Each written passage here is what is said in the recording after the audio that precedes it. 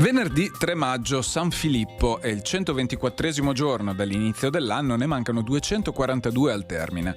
Il sole sorge alle 5.55 e tramonta alle 20.20.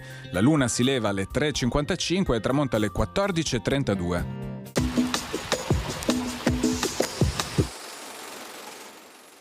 Posata la prima pietra del Tempio del Redentore alla Giudecca, a scioglimento del voto formulato dal Doge Alvise Mocenigo I nel mese di settembre precedente. Il progetto è dell'architetto Andrea Palladio, assistito dal proto Antonio da Ponte.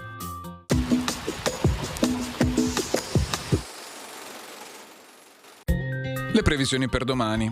Tempo variabile, a tratti instabile, con nuvolosità frequente sulle zone montane e pedemontane. In pianura da parzialmente nuvoloso o nuvoloso al mattino a irregolarmente nuvoloso nel pomeriggio, con comparsa di schiarite anche ampie.